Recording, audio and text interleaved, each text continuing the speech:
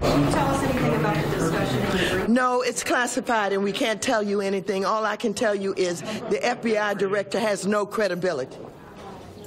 That was Congresswoman Maxine Waters criticizing now former FBI Director James Comey after a closed briefing on Russia's interference in the U.S. election. It took place just 1 week before the president took office here at the White House. For more, I want to bring in the Congresswoman herself, Maxine Waters, who is joining me now. Congresswoman, we appreciate your time. You obviously have been very critical of James Comey in the past. You said that he had no credibility. I assume that you support the president's decision then to fire his FBI director.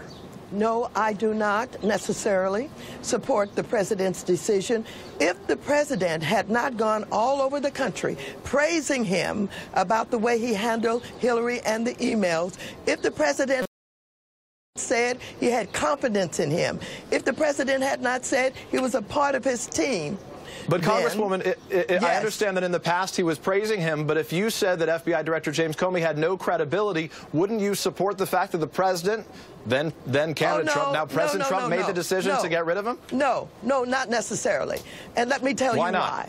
You have an investigation going on where the president is implicated, and this is a serious investigation. I've been trying to get people to focus on this connection with the Kremlin and with Putin. I have a resolution that I introduced in February. I think there's enough there that we know about the Kremlin and about Putin to be concerned about whether or not there was collusion.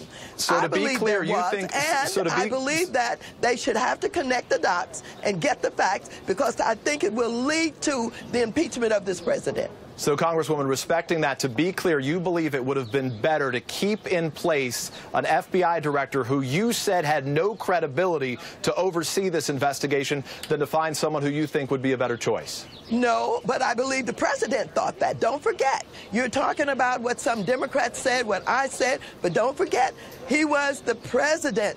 The president supported him. He had confidence in him. It was within his power. And but you said he had no credibility, so it would seem to make sense that he should get rid of him. No.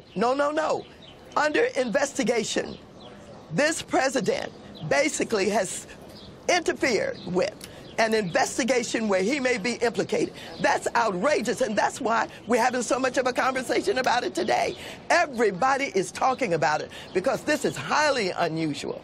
The bottom line is that you think an FBI director without credibility would have been best served in this position to try to pursue this investigation. I think if the president had fired him when he first came in, he would not have to be in a position now where he's trying to make up a story about why. It does not meet the smell test.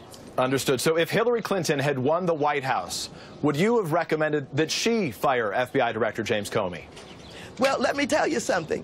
If she had won the White House, I believe that given what he did to her and what he tried to do, she should have fired him, yes. So she should have fired him, but he shouldn't have fired him. This is why I'm confused. No, you're not confused. If the president is implicated in an investigation, the